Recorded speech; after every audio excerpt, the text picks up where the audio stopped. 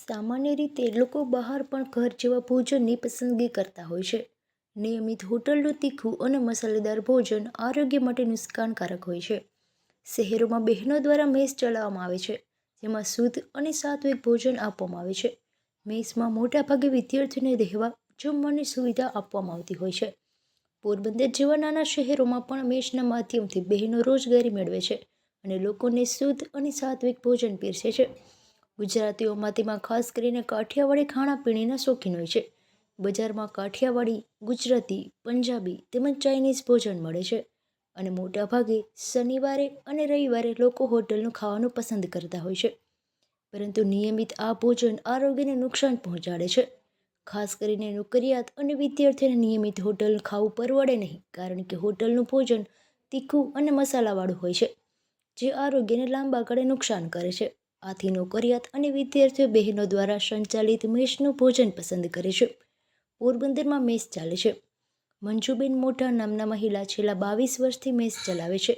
તેમના જણાવ્યા અનુસાર તે સાત્વિક ભોજન લોકોને પીરસે છે.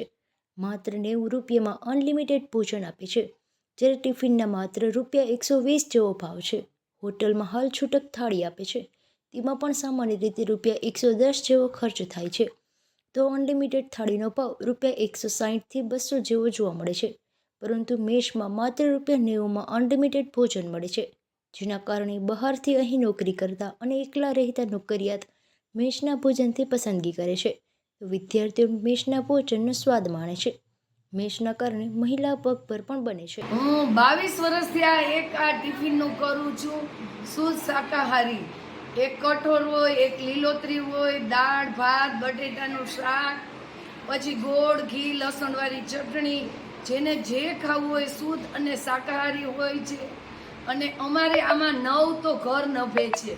22 વર્ષથી આ કરું. 9 બેનું એટલી સરસ છે ને કામમાંય પણ વ્યવસ્થિત છે અને અમારું ઘર 9નું હાલે છે. હોટલ કરતાં ક્યાંય અમારું શુદ્ધ અને સરસ મજાનું અને પાછું સસ્તું. 90 રૂપિયામાં જેટલું ખાવું હોય એટલું અનલિમિટેડ. પાર્સલ લઈ જાઓ તો 125 રૂપિયામાં વ્યવસ્થિત ભરીને દઈએ.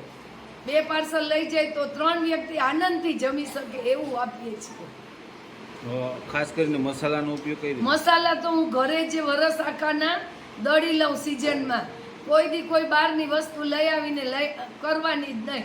ઘરે જ વસ્તુ લઈને બધી દળવાની કરવાની. મારે ઘરે જ હિંગ પણ સહિત ઘરે ગાંગડા અમે ખાંડીએ બધી બાયું ભેગી થઈને. મરચું પણ દળાવીએ, હળદર દળાવીએ, ધાણાજીરું દળાવીએ. કોઈ વસ્તુ ક્યાંયથી લેવાની નહીં, ભેળસેળવાળી. અમારી પોતાની જ એમ. ખાસ કરીને તીખું તળેલું ને ઓછું? તીખું તળેલું અમારું જરાય નહીં. અમારા ઘરે એક ભાઈ 17 વર્ષથી આ જમવા આવે છે, એક 22 વર્ષથી આ, એક 20 વર્ષથી આ. જે દીનું ચાલુ કર્યું તે દીના એક ભાઈ તો જમવા આવે. એ ચોખ્ખું કહે કે મંજુબેન અમને કોઈ દી પેટમાં નથી દુખ્યું કે માથું નથી દુખ્યું. મારા ઘરે મારા પરિવાર જેવું છે આ બધાય, એને પણ એવું જ થયું છે. કોઈ દી કોઈને માથું દુખ્યું, પેટમાં દુખ્યું કોઈ દી રાવ નહીં. અત્યારે જમી લીધું બધાએ, પછી રાતના વૈધું ઘટ્યું એ ફેંકી દેવાનું, ક્યાંય ઉપયોગ કરવાનો ન આવતો મારા.